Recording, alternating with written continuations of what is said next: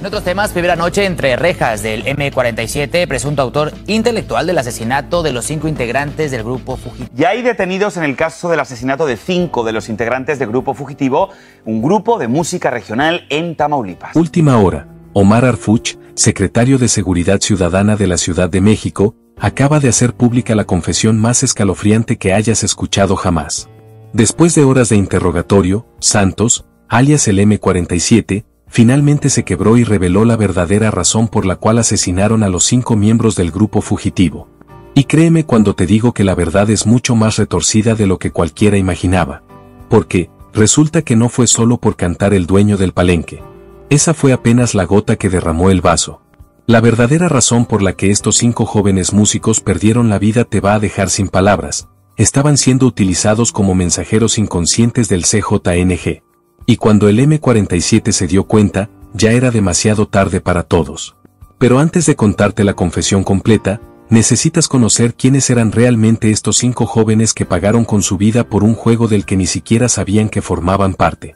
Porque el grupo fugitivo no era una banda cualquiera, era el sueño americano hecho música regional mexicana.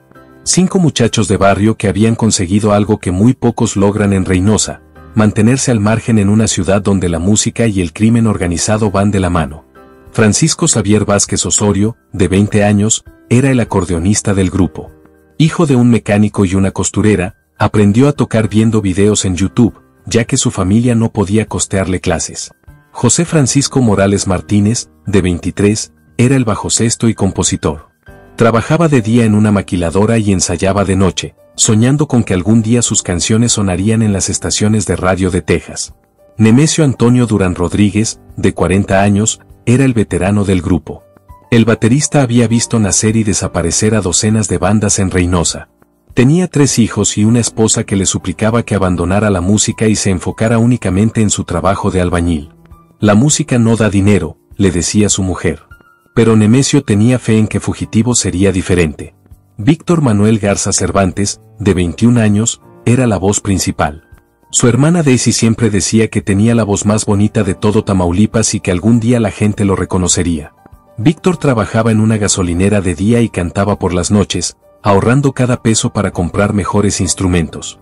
Líban Erto Solís de la Rosa, de 27 años, era más que su representante. Era su hermano mayor, el que creía en ellos cuando nadie más lo hacía. Dejó su empleo en una empresa de construcción para dedicarse por completo a manejar la carrera del grupo. Estos muchachos van a llegar lejos, le decía a su novia. Solo necesitan una oportunidad. Se formaron en 2023, en una vecindad de la colonia territorial campestre, en Reynosa. Comenzaron tocando en quinceañeras y bodas, cobrando 1,500 pesos por presentación.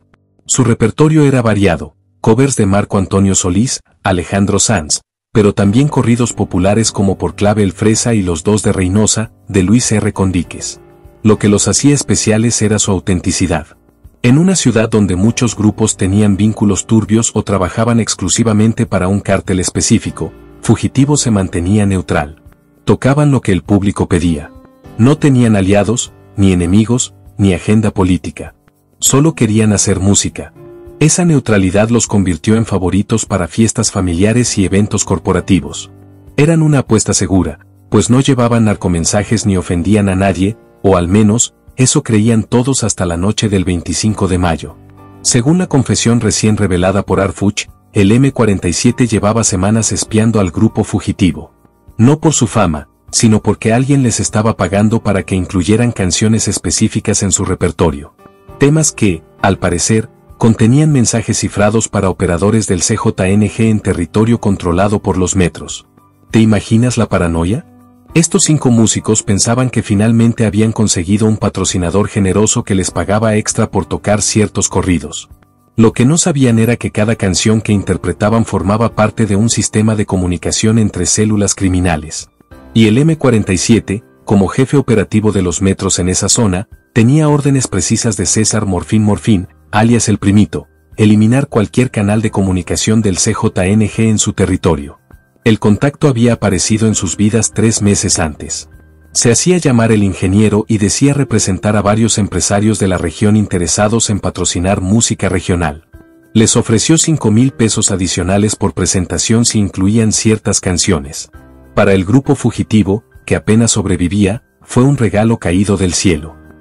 El ingeniero era muy preciso. El dueño del palenque debía tocarse al final del primer set, el de las 4 letras, cuando enviaba un mensaje con un emoji de gallo, los del M grande, tras una llamada perdida desde un número específico.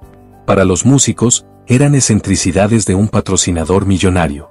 Para el CJNG, eran claves para operaciones en curso. La noche del 25 de mayo, cuando Fugitivo recibió una llamada para una presentación privada en la colonia Riberas del Río, el M47 ya sabía que no habría fiesta. Él mismo había hecho esa llamada, imitando la voz del ingeniero. Según su confesión, la decisión de ejecutarlos esa noche no fue casual.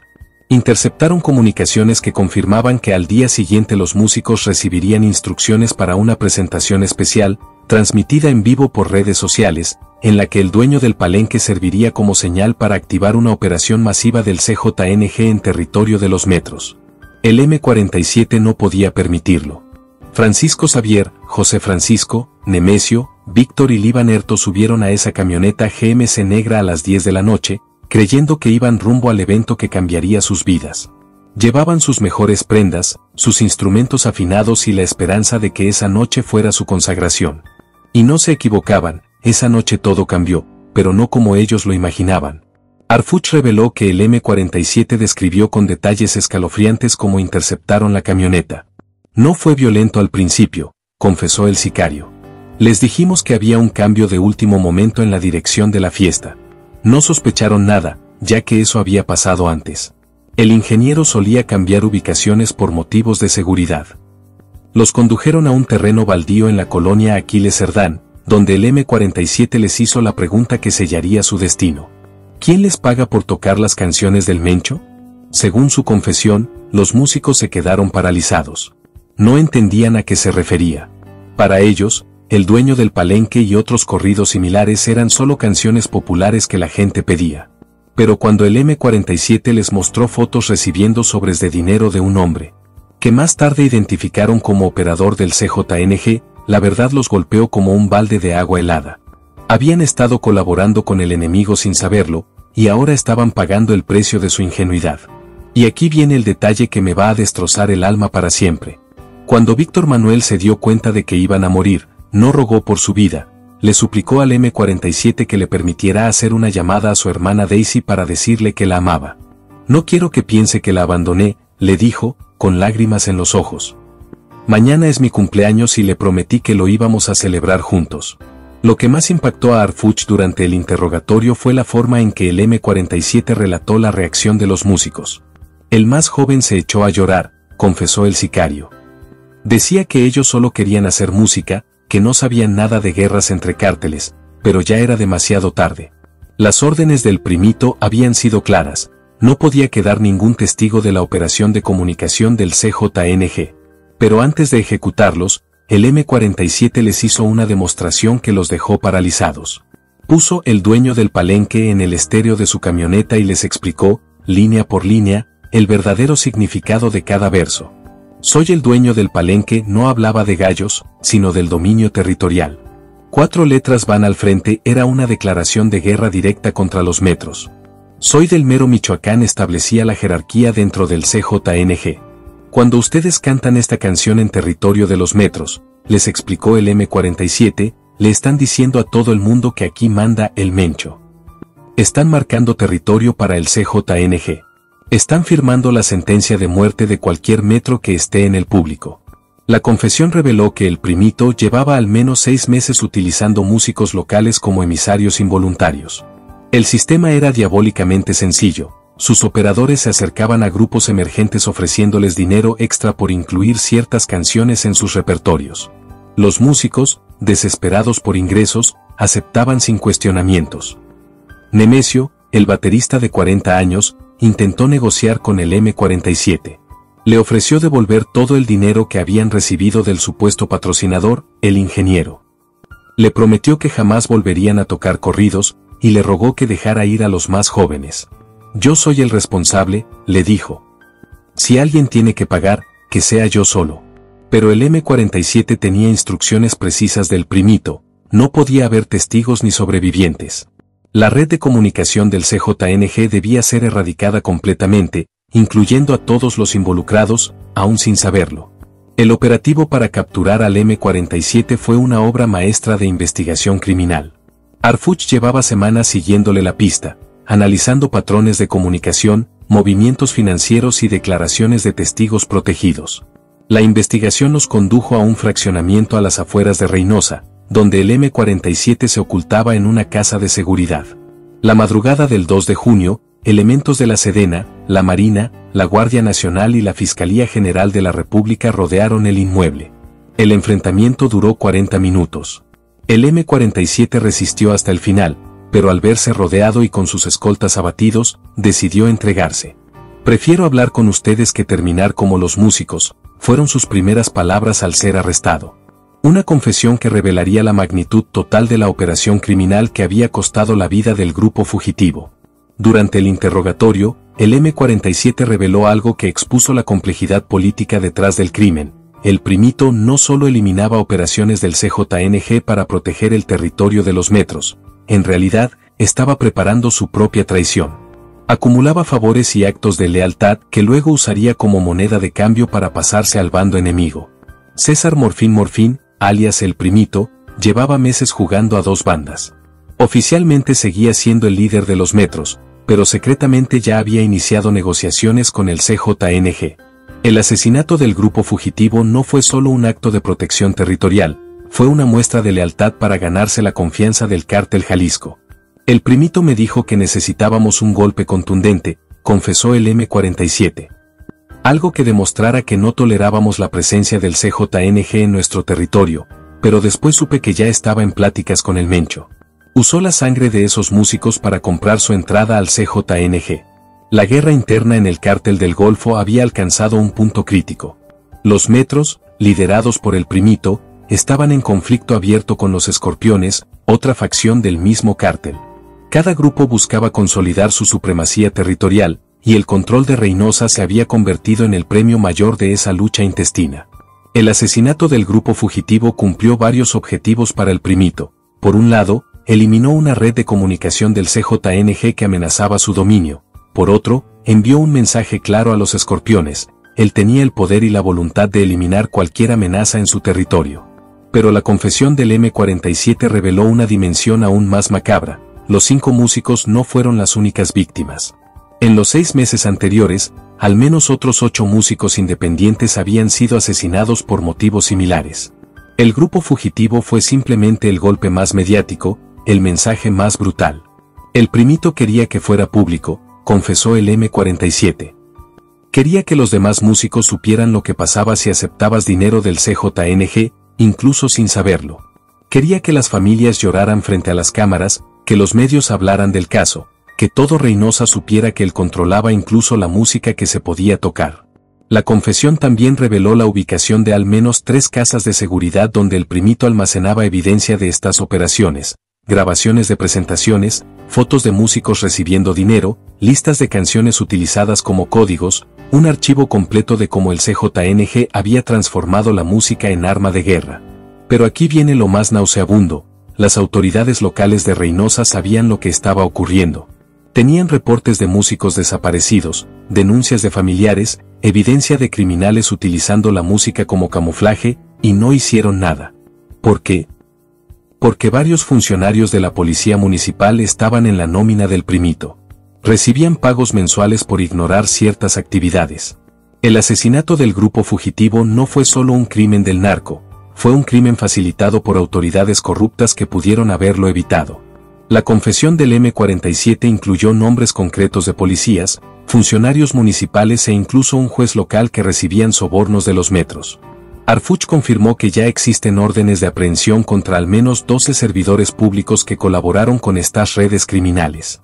Cuando la noticia se hizo pública, la reacción en redes sociales fue inmediata y feroz. Videos de sus presentaciones se viralizaron, no por su talento, sino por el morbo de ver a 5 jóvenes que ya estaban muertos sin saberlo. Sus últimas publicaciones en Instagram se llenaron de mensajes de condolencia, entremezclados con teorías conspirativas sobre su fallecimiento. Otros grupos musicales de la región cancelaron sus conciertos en masa. Quienes se atrevieron a continuar eliminaban todos los corridos de sus repertorios, limitándose únicamente a interpretar música romántica y versiones internacionales. El temor se había apoderado por completo de la escena musical en Reynosa. Los promotores de eventos empezaron a exigir listas detalladas de canciones antes de contratar artistas, y algunos incluso llegaron al extremo de prohibir cualquier tema que hiciera alusión a drogas, armas o nombres de capós, aunque fuera de forma simbólica. La familia de Víctor Manuel Garza Cervantes organizó una vigilia en la plaza principal de Reynosa para exigir justicia. Daisy, su hermana, se convirtió en la portavoz de todas las familias afectadas. Mi hermano murió por tener talento, por querer salir adelante, por aceptar un trabajo honesto. Esa es la mayor injusticia de todas. Sin embargo, la vigilia fue disuelta por la policía municipal tras apenas 2 horas. Oficialmente, por carecer de permisos. Extraoficialmente, porque el primito seguía teniendo suficiente influencia como para silenciar incluso el duelo de las familias de sus víctimas. Carlos González, el vocalista principal que se salvó por llegar tarde esa noche, ingresó al programa de protección a testigos después de recibir amenazas directas. Su testimonio fue clave para confirmar los detalles de la confesión de M47, aunque el costo de su colaboración fue el exilio definitivo de su ciudad natal. Yo debería estar muerto con ellos, declaró Carlos en su único testimonio público. Me salvé por pura suerte, pero una parte de mí murió esa noche con mis hermanos. Ahora tengo que vivir con la culpa de estar vivo y con el miedo de que vengan por mí. La investigación dirigida por ARF también reveló que el ingeniero, el supuesto patrocinador que contrató al grupo fugitivo, era en realidad Jesús Alejandro, uno de los operadores de M47, quien fue capturado en el mismo operativo. Durante meses, había estado reclutando músicos locales para el sistema de comunicación del CJNG, utilizando una identidad falsa y fondos del propio cártel, que después los ejecutaría. El nivel de cinismo era absoluto. El CJNG pagaba a músicos para difundir sus mensajes, y los metros los asesinaban por transmitir esos mismos mensajes. Los artistas estaban atrapados en un juego mortal del que ni siquiera sabían que formaban parte. Pero espera, lo que viene ahora hará que te replantees todo lo que creías saber sobre la corrupción en México.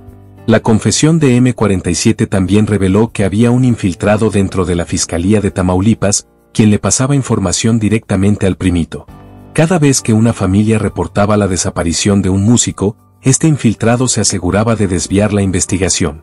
ARF no quiso revelar el nombre del funcionario corrupto, pero confirmó que ya está siendo investigado a nivel federal. Estamos hablando de alguien con acceso directo a expedientes de desapariciones, alguien que tenía el poder de manipular las investigaciones desde adentro, declaró ARF, visiblemente indignado. Esa revelación explica por qué las familias del grupo fugitivo se sintieron tan abandonadas por las autoridades locales. No era ineptitud, era sabotaje deliberado. Cada pista que seguían las familias era inmediatamente reportada al primito, quien ajustaba sus operaciones para mantenerse siempre un paso adelante. La confesión también reveló detalles desgarradores sobre los últimos momentos del grupo fugitivo. Según M47, Francisco Xavier, el joven acordeonista de apenas 20 años, le preguntó si podía tocar una última canción antes de morir. «Quiero que mi último acto en este mundo sea hacer música», le dijo. El sicario se lo negó, pero esas palabras lo persiguieron durante semanas.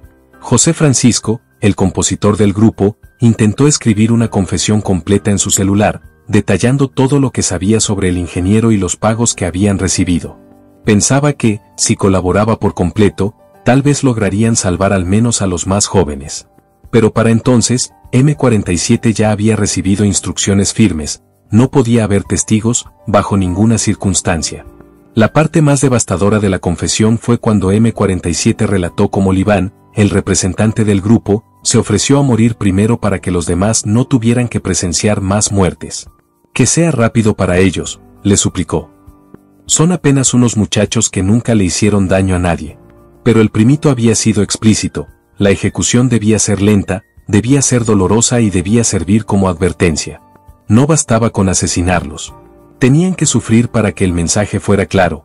Esto es lo que pasa cuando te metes con los metros, aunque sea sin saberlo. ARF también reveló que la investigación descubrió al menos otros 3 grupos musicales que habían sido utilizados de manera similar, pero que lograron escapar antes de ser eliminados. Esos músicos, que ahora viven bajo identidades falsas en Estados Unidos, ofrecieron testimonios clave que confirmaron el patrón operativo del CJNG.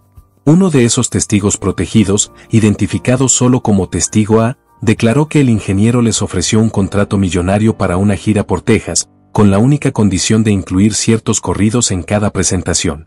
Nos prometió que íbamos a ser las próximas estrellas del regional mexicano, declaró. Por suerte, mi hermano sospechó algo y decidimos huir antes del primer concierto.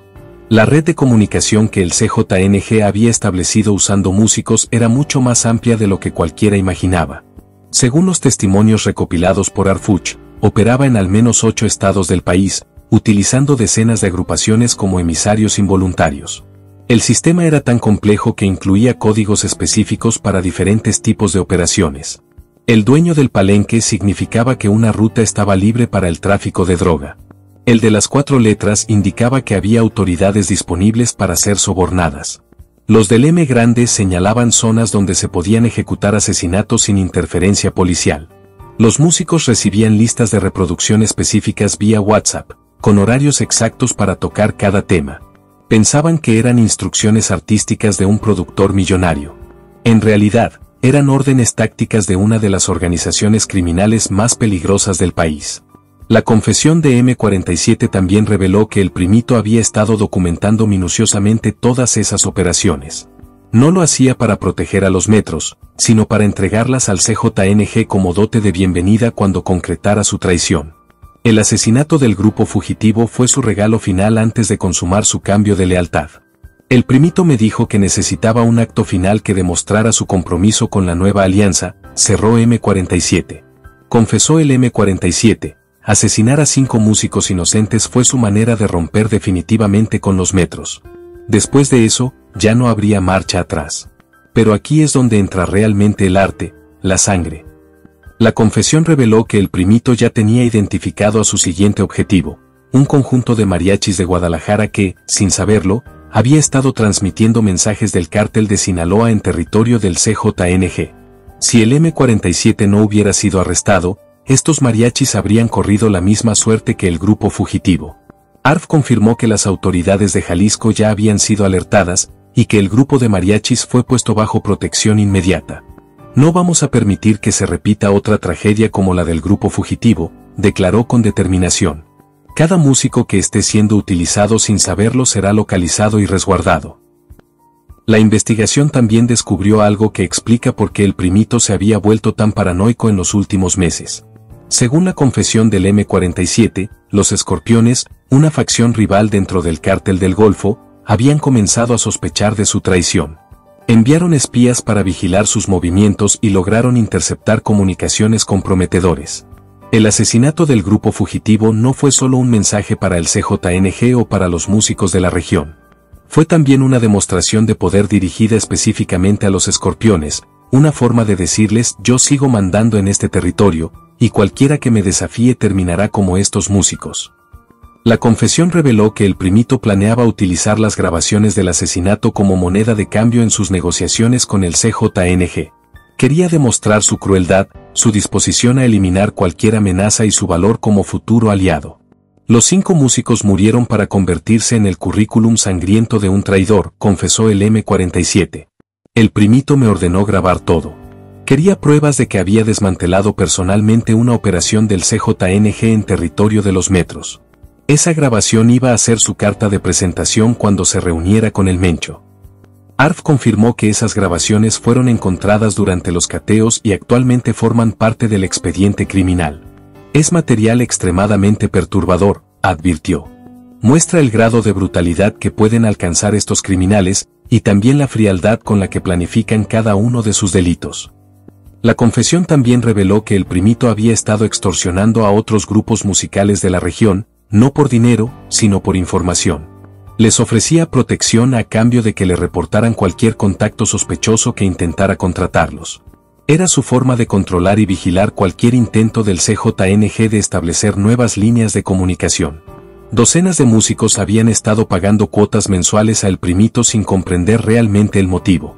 Pensaban que era el costo de hacer carrera en Reyosa, una especie de impuesto musical que todos los artistas locales debían pagar. En realidad, estaban financiando una red de espionaje que el primito utilizaba para detectar y eliminar operaciones rivales. Algunos grupos llegaron a pagar hasta 10,000 pesos mensuales, reveló el M47. Creían que estaban comprando seguridad, pero en realidad estaban pagando para ser espiados. El primito tenía bajo control a prácticamente todo el talento musical de Tamaulipas. La investigación de ARF también descubrió que había reclutado informantes dentro de los grupos más populares. Algunos músicos, presionados por amenazas o tentados por dinero, aceptaron reportar las actividades de sus compañeros. La escena musical de Rey Llosa se convirtió en una red de vigilancia donde nadie podía confiar en nadie. Uno de estos informantes, ahora bajo protección de testigos, reveló cómo el primito convirtió la música regional en su propio sistema de inteligencia. Te pedía que le avisara si alguien estaba cantando temas nuevos, si había grupos que de repente tenían más dinero, o si veías caras nuevas en los eventos, declaró el testigo. También explicó que el primito planeaba crear su propio sello discográfico, no para generar ingresos, sino para tener el control total sobre lo que se grababa y distribuía en la región. Quería ser el filtro que decidiera qué canciones llegaban al público y cuáles quedaban en el olvido, explicó. Su plan era que ningún corrido pudiera grabarse ni difundirse en Tamaulipas sin su aprobación. Quería convertirse en el zar musical del narco, el que definiera qué historias se podían contar y cuáles debían permanecer en silencio. La confesión del M47 también reveló detalles aterradores sobre cómo se deshicieron de los cuerpos del grupo fugitivo. No fue una ejecución rápida, como inicialmente se reportó. Los mantuvieron vivos durante horas, no para torturarlos físicamente, sino para extraer información sobre otros músicos que pudieran estar siendo utilizados de forma similar. El primito quería nombres, direcciones, números telefónicos, confesó el M47. Quería una lista completa de todos los músicos que hubieran tenido contacto con el ingeniero o con cualquier operador del CJNG. Los integrantes del grupo proporcionaron toda la información que conocían, creyendo que eso los salvaría. Pero esa misma información selló su destino. Una vez que el primito tuvo la lista completa, ordenó su ejecución inmediata, para evitar que pudieran advertir a otros músicos. Sin saberlo, el grupo fugitivo había firmado las sentencias de muerte de varios de sus colegas al intentar salvarse. ARF confirmó que al menos 6 músicos más fueron asesinados en las semanas posteriores, todos basándose en la información obtenida bajo presión de los 5 jóvenes. Es una de las partes más crueles de toda esta historia, declaró ARF. Estos muchachos murieron creyendo que estaban salvando a otros, cuando en realidad estaban ayudando a su verdugo a encontrar más víctimas. La investigación también reveló que el primito utilizó las redes sociales de los músicos asesinados para enviar mensajes cifrados después de sus muertes. Hackeaba sus cuentas de Instagram y Facebook para publicar mensajes aparentemente inocentes que, en realidad, contenían información operativa para células del CJNG. Era su forma de burlarse del CJNG y de las familias de las víctimas, explicó un experto en ciberseguridad que participó en la investigación. Usaba las cuentas de los muertos para seguir jugando su doble juego, enviando datos al CJ.